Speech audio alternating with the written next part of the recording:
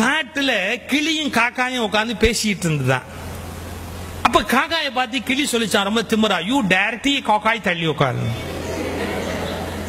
காக்கா கேட்டுதான், ஏன் இப்படி என்ன இன்சல்ட் பண்றேன், நீ பிளாக் அண்ட் ஒயிட் நான் மல்டி கலர், ஏன் கலர்னா ஒசியானா? ஆமா, தமிழ்நாட்டில் இலவச டிவி கொடுத்த போது அவன் கலர் டிவி தான் கேட்டானே ஒழிய பிளாக் அண்ட் ஒயிட் டிவி அவன் வாங்கிட்டானா?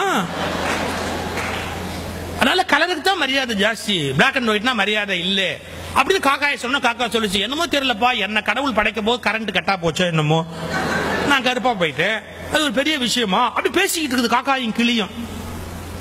அப்ப வேட்டைக்கு வந்தான் பாருங்க, அவன் என்ன பண்ணிட்டான், நேரா வந்தவன் கபக்குன்னு கிளியை பிடிச்சிட்டான்.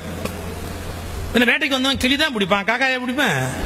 காக்கா பிடிக்கிறதா ஊர்லயே பிடிக்கலாமே, காட்டுல போய் என்ன பிடிக்க வேண்டியிருக்க? ஆக்சுவலா தமிழ்ல காக்கா பிடிக்கிறதுங்கிற வார்த்தை கேட்டிருக்கீங்களே, அது எப்படி வந்ததுன்னு தெரியுமா? காக்கை பிடித்தல், வேற ஒண்ணும் இல்ல. ஒருத்தன் கால் கை பிடித்தாவது வாழ்க்கையில முன்னுக்கு வருது. கால் கை பிடித்தல், காக்கை பிடித்தல், காக்காய் பிடித்தல்னு போச்சு.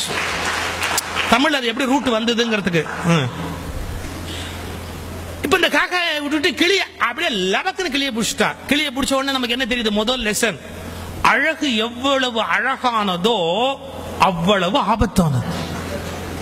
எவ்வளவு அழகானதோ அவ்வளவு ஆபத்தானது இல்லையா? காக்கா மாட்டிச்சு, கிளி மாட்டிச்சு. கிளியை பிடிச்சி நேரம் வீட்டுல கொண்டாந்து வச்சுக்கிட்டு அந்த கிளிக்கு பேசுறதுக்கு பழக்கிறா. இந்த காக்கா பின்னாடியே வந்து என்னன்னு பாக்குது. இந்த கிளிக்கு என்ன சொல்லி கொடுக்குறான்? குட் மார்னிங் சொல்லு அப்படி கத்து கொடுக்குறான். கிளிக்கு வரல. பூண்டு இருக்கு இல்லையா, கார்லிக், பூண்டை சுட்டு நாக்குல வச்சு கிளியை பேச பழக்குவானா. இந்த பூண்டை தூக்கி கிளி நாக்குல வச்சு கீச்சு மூச்சுன்னு கத்துது. அன்னைக்கு அமாவாசை காக்காய்க்கு வாசல்ல சோறு வச்சிருக்கேன். அவன் பொண்டாட்டி கா கான்னு கத்துற உடனே அந்த காக்கா சோத்தை பார்த்து கிளியை பார்த்து, சோத்தை பார்த்து கிளியை பார்த்து ஒரு வார்த்தை சொல்லிச்சு, பாத்தியாடா, அவன் பாஷையில பேசுறதுக்கு உனக்கு சூடு வைக்கிறான், என்ன என் பாஷையில கூப்பிட்டு சோறு வைக்கிறான்.